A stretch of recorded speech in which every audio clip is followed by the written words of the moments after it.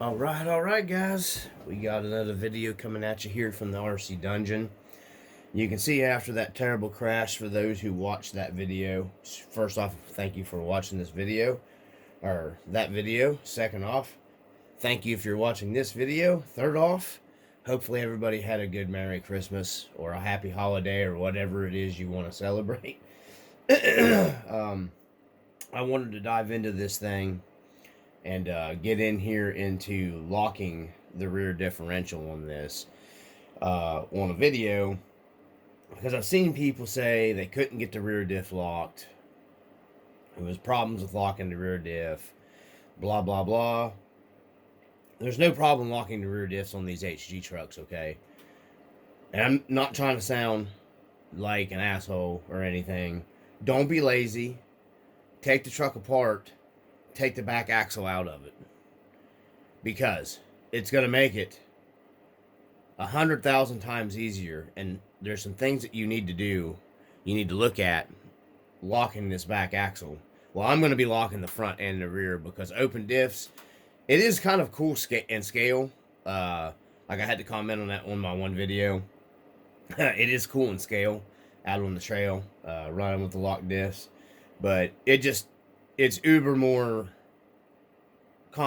just if you're on, like I was out playing in that video in the snow and the ice,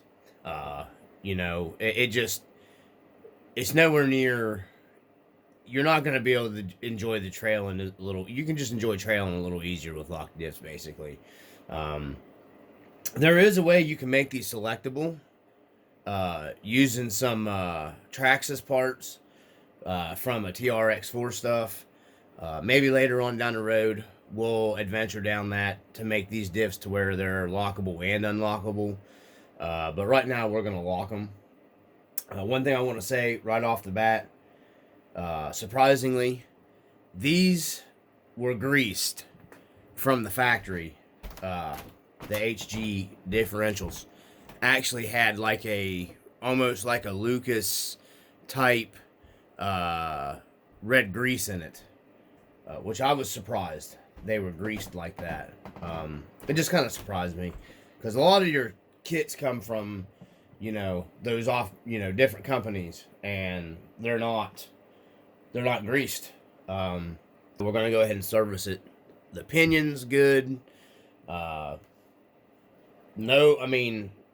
no unnormal wear, and I've got about 17 of these 3S batteries put through this truck. These 5200 milliamp ADC burst 3S packs put through this truck, and I haven't had any trouble with bearings or diffs or transmission. Still shifts really good. It has the occasional hiccup every once in a while going in that medium gear, but nothing bad. And if you're shifting it on the fly like it's designed to, it doesn't have any trouble at all. It only gives you that trouble in that medium gear when you're just stopped. So I don't have a problem with any of the stuff that I've heard with on any of the RC channels or the group stuff. This thing has been fantastic, and I've beat the immortal crap completely out of it. There isn't any way you could have been any harder on it. The body in that video did have some issues. I busted, nothing major. I busted the front license plate off of it, but I busted this front piece here. I busted the bottom of the cow. I have repaired it. It's fixed. When I go to paint the body, it busted it here, and it busted it completely off here. But I had to go in here and I reinforced it. So I'll have to be doing some backfilling when I paint the body. Pulled the whole front grill assembly loose from where it screws down there, but that's no big deal. But it did bust the bottom pieces out of it. We lost some of our screws that held our light stuff into the back. Busted a tail light. Busted it loose. No big deal. I'll go through fixing the body stuff later. I'm going to order another set of taillights. from off Ally for the body. I may buy a whole body. Maybe buy a whole body kit. I don't know. Like these trucks, so this is my favorite truck out of everything I have right now, which is crazy. It's just a fun truck to go out and run. Sometimes it's not about being the most super capable. But we're going to get into locking the rear diffs and the proper way of doing it. And I'm going to show you guys. I'm going to shut the camera off and get this set back down in here. Okay, so you've got to take the axle out of the back of the truck. Just take it out. You'll have two screws here in the front. That's these short ones. You'll have 4, 2 on each side here. They're these medium ones. Take those out. Then you'll have the other ones here on your end. You take those out, and this axle separates into 2 pieces, like the old Yoda ones from the RC 4-wheel drive. Yeah, and people call this monkey metal or whatever they call it. I have no idea. I haven't had a single issue with the metal holding up on this truck, so I'm not even going down that road and all that bullshit. It's held up fine, even being that kind of metal. I've not had a single breakage, and I couldn't absolutely have beat this truck any harder than I beat it. But when you take this thing apart, the best way for you to do this, to lock the front and the rear, take it out of the truck, split your case. You can leave your axle assembled here with everything in it. And then they give you this pin. It comes in the kit. And this pin is right here. I have already screwed it down somewhat down inside of the diff to lock it. We'll pull it back out here. So here's your locking pin. That's what it's going to look like, okay? You're going to need a 1.5 millimeter driver to put it, Allen driver, hex driver, to put it back down in here. We needed to pull that out anyhow. So when you get this, and the same thing I did, it was all assembled. I had it sitting like it is right here. And I was looking down in here, and I'm like, there's no hole in the axle for this pin to go down in. And I kept looking down, because there's only one side of this locker is threaded, okay? So if you try to lock this thing with the axle in the truck, and you spin this up to the other hole where the threads aren't, that pin will still go in there, but it won't thread. And then you're going to have some of that pin sticking up out, or flopping loose. And it's going to go up in here and get caught up in your axle housing. It's going to chew into your axle housing. That's not a manufacturer's fault. It's going to tear it up, but it ain't their fault. It's yours for not doing it properly. Or it's going to come up in here and it's going to get into your ring and pinion. It's going to chew up your ring and pinion. That's not going to be their fault. It's going to be on you because you were too lazy to take the rear diff out of the truck. Take the differential out of the truck and lock it. Don't blame the manufacturer for laziness. Okay? I've seen people saying stuff like that, and I know all damn well that that's what they did to the truck, because I ran into the same issue messing with it. But I realized what you got to do. So this axle in this thing, as you're running it, this is an open differential, so you'll have a limited slip, and you got one wheel, you got one axle spinning and another axle spinning. So that spinning inside that housing is where them bearings are. So it takes a little bit. You have to take this thing out. You have to take this axle in and out of the housing, in and out of your ring gear, until you can get this tube, this axle here, this right here, lined up. There is a hole in this. It's a pain in the butt to find. But there is a hole here, and it's got threaded side up. You want to make sure the threaded side up matches the threaded side up on your ring gear right here. You'll have a raised up spot right here, and it has a threaded end on it, and inside the axle it'll go down here to a certain spot. Now when you're putting this in here, we're going to go ahead and put our pin back in. We got to get some Loctite, because we're going to Loctite it. I don't want it coming out of there and tearing stuff up. So you want to get you some Loctite. Always use Loctite on this kind of stuff. I prefer blue. You can use purple. Go down inside. You'll find it'll go down in there and it'll sit like it goes down through the center of this axle. You don't have to do anything special. I read guys saying about they had to do this, and you don't got to do anything special to lock these guys. Nothing to it. You tighten it down. We're gonna get the extra Loctite off of it, because you don't need that much Loctite. So what you're gonna want to do is hold your axle up, and you're gonna want to have a looky-loo. You'll see right here. You see where that grease is coming out of the back of that ring gear housing. You want to be careful, because if you thread that pin too far, guess what?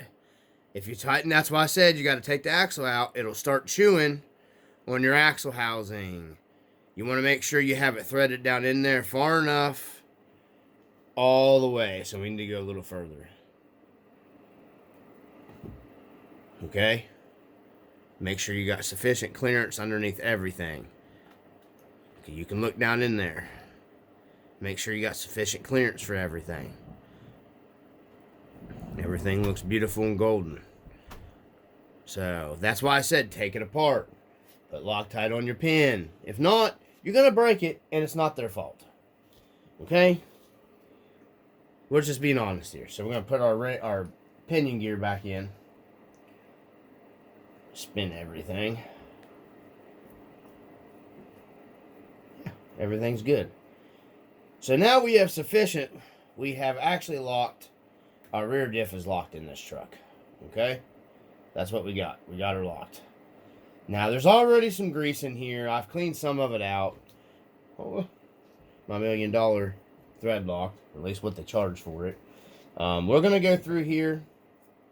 Okay. We're going to go through here. And we're going to put just a little more grease on this. Nothing major. We don't need to pack it. We're going to put some more grease in here. Since this is just regular grease, we're going to use regular grease. And start putting this thing back together. I just wanted to go through. The front's going to be the same as locking the rear, so there's no sense of doing a video for the front and the rear. But that's what you do, guys. You want to lock that. We'll put our top back on here, and I want to show you something else. Everything fits nice and snug and good. Okay, so get it down on there. Yeah, everything's copacetic. Everything's golden candy raindrops. You have a plug right here that they give you to where you can take that out and run that other pin down to lock it. Make sure you Loctite that grub screw in there. Run it down in to where the threads are about just a little bit above flush with the housing, and Loctite that in. That'll keep all the more junk from getting into your axle and everything. So that's how you lock one of these. I'm going to take this back off there. I just wanted to show you that real quick. We're going to clean all this grease up out of here, and then I'm going to grease this thing up and put it back together. But like I said, there's no abnormal wear or anything like that with anything.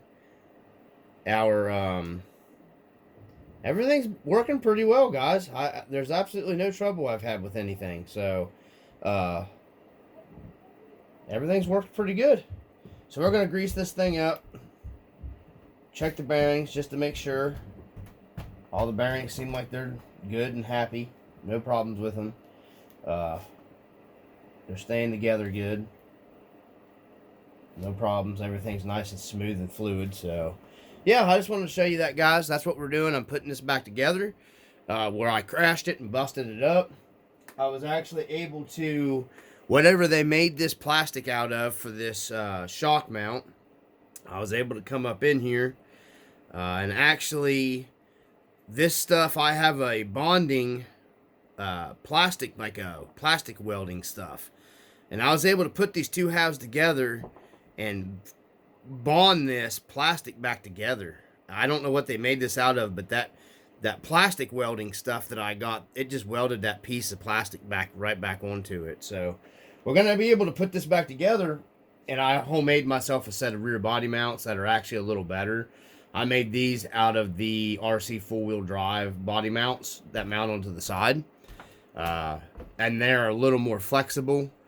Not hard, brittle plastic like the rear mount was made out of on this truck to begin with. And they're black, and they hide a lot better. we're going to be lowering this truck down and scaling it, doing a complete scale out build. I'm just still enjoying running this truck, so we're putting it back together as close as we can get to stock. And I didn't buy any parts. This is all reusing everything, so I was able to fix it with everything. I do have parts on order, with that being said. So I think that's everything, though. I just wanted to go through this lock diff with you guys and show you guys everything with the diff. So from the RC Dungeon, peace. Okay, so second part to this.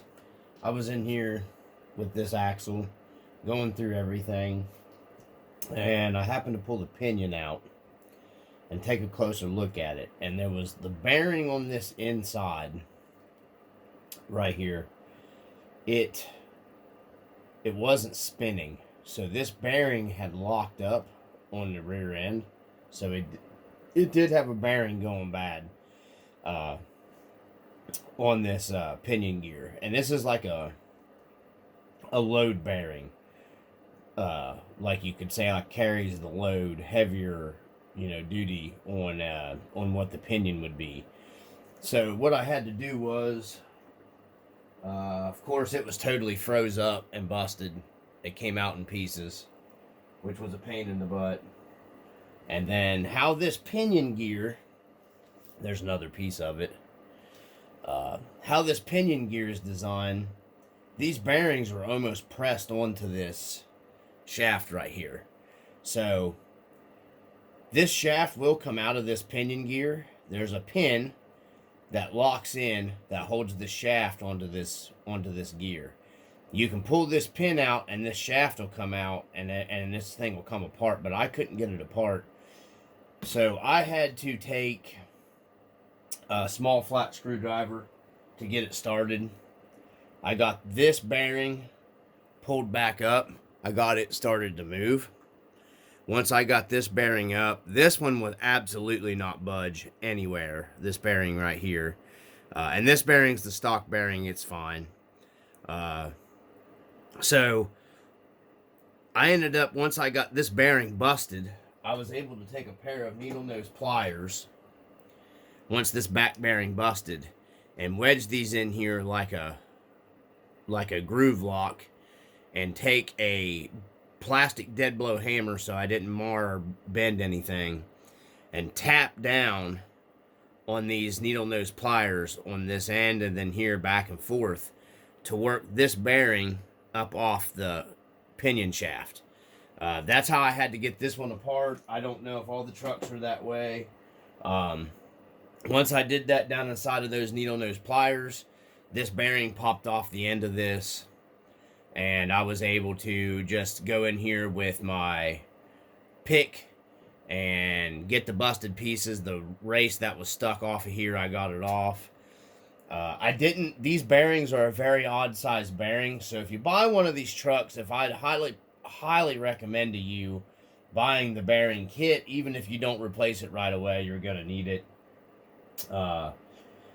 The bearings off of the RC full-wheel drive ring gear carrier, this one right here, will actually fit the pinion gear on the HG truck. It's the same bearing.